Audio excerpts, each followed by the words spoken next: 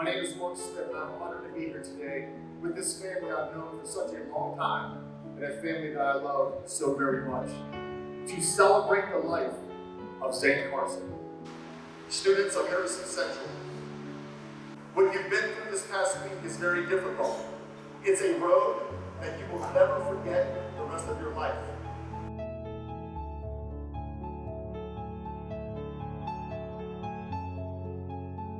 There is a building on Husky Lane that holds the greatest treasure that this county has to offer, and that treasure is you.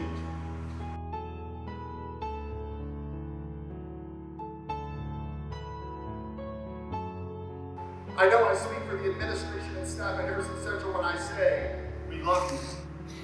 We want you to know that we're here for you.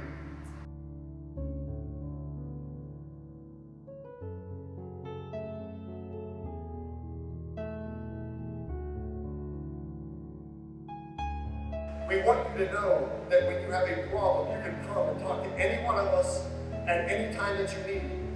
We're a small community, but I believe we're a close community, capable of helping each other more than we all ever get it credit for.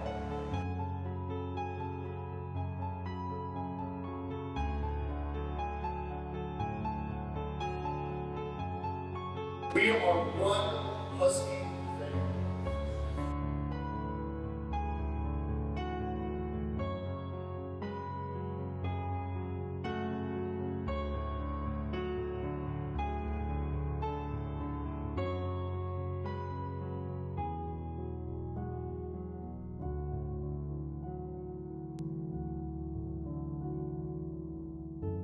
In celebrating Zane's life, it's my belief that you have to have a heart of peace.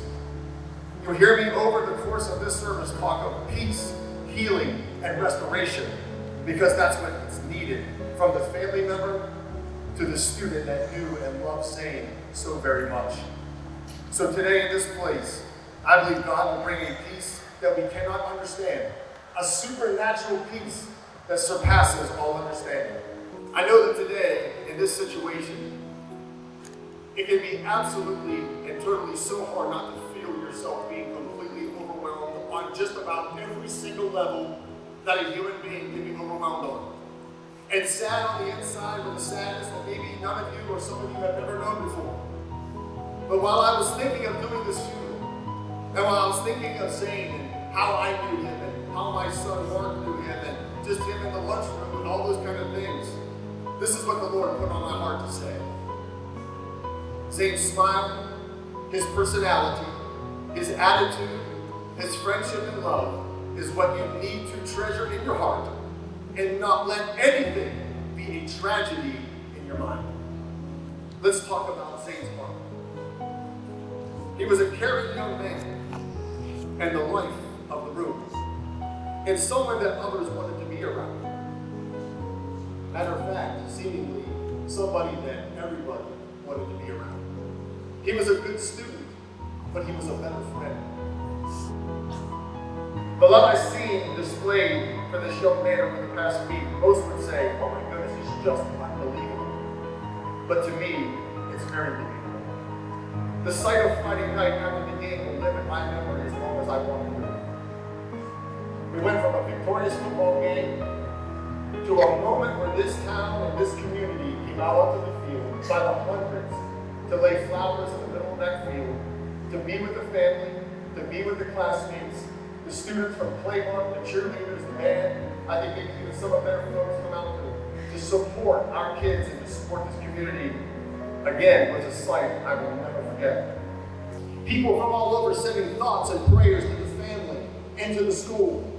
Continuously on Facebook. I have seen his picture on Facebook with his Booger Club stuff on my feed more times than I can recount to you. Especially a young man like Zane, who had such a big impact on so many lives, bringing out the best in every single one of us. I want to share this poem with you, and I know it will speak to your hearts today about Zane. It's an eternal memory called Until We Meet Again. Those special memories of you will always bring a smile. If I could only have you back for just a little while. Then we could sit and talk again just like we used to do. You always meant so very much, and you always will do too. The fact that you're no longer here will always cause me pain, but you're forever in my heart until we meet again. Zane, we love you, and we will never forget you. Your love and your friendship will be a treasure in our hearts forever and for all time.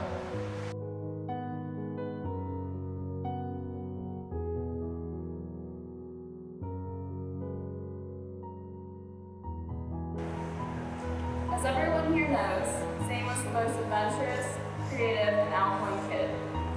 He was able to make friends with an absolute stranger, and this room is living proof of that. He was so ornery and he didn't care what anyone thought, including me. I would always say, "Zane, what the heck are you doing?" And he would just grin. I'm pretty sure some of the things he did were just to annoy me, like he left his dirty laundry on the floor a foot away from the hamper. When he finally hit a growth spurt, he was so proud that he was finally taller than me. And I said to him, "Congratulations, I won't get bullied for having such a short brother anymore." And he was just at a loss for words. He didn't know what to say, he just looked at me and laughed, like always. That boy kept us on our toes, and we never lived a dull moment. And it means the world that everyone is gathered here today to celebrate his legacy. This community has come together like nothing I have ever seen. My family and I would like to thank each and every person who has reached out and supported us in any and every way. Thank you.